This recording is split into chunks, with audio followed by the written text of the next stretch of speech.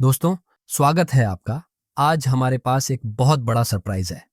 ऐसा लग रहा है कि एवेंजर्स डूम्सडे का पहला ट्रेलर ऑनलाइन लीक हो चुका है और अब हम हर एक चीज का पूरा ब्रेकडाउन करने वाले हैं।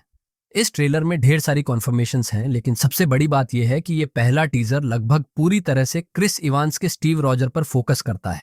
यानी एवेंजर्स एंड गेम के बाद वो कहाँ गए, क्या किया और अब वापस कैसे आ रहे हैं।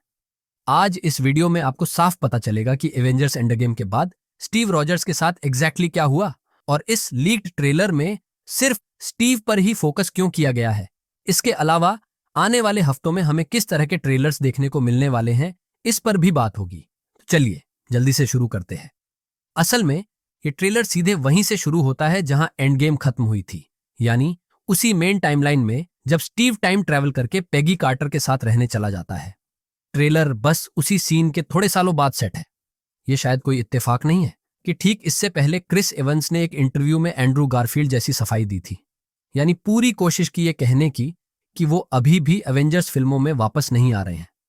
अब ट्रेलर का जो वर्जन ऑनलाइन लीक हुआ है वो बेहद लो क्वालिटी का है और ये पूरा मामला मुझे पहले एवेंजर्स इन्फिनिटी वॉर ट्रेलर की याद दिलाता है, जो 2014 कॉमिक कॉन से लीक हुआ था, जबकि इन्फिनिटी वॉर असल में 2018 में रिलीज हुई थी।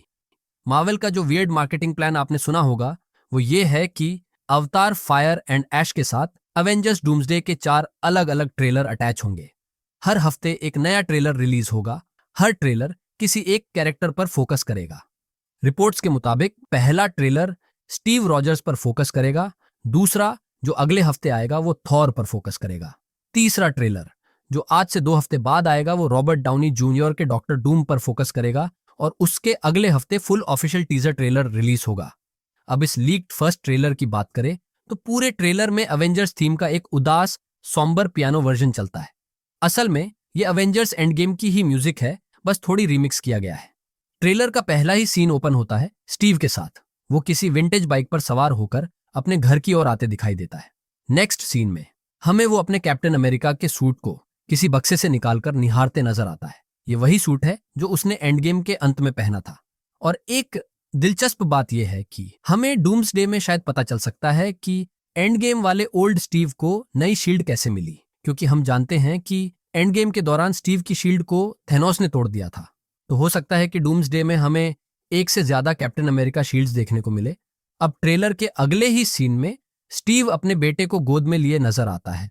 अगर आपको याद नहीं तो कैप्टन अमेरिका विंटर सोल्जर में बताया गया था कि पेगी कार्टर के 2 बेटे थे, लेकिन उस मूवी में यह साफ नहीं बताया था कि उनके पिता कौन थे। अब क्योंकि इन्फिनिटी वॉर और एंड गेम के राइटर्स वही लोग हैं जिन्होंने डूम्सडे लिखी है, तो हो सकता है इस प्लॉट पॉइंट को और भी एक्सप्लोर करें।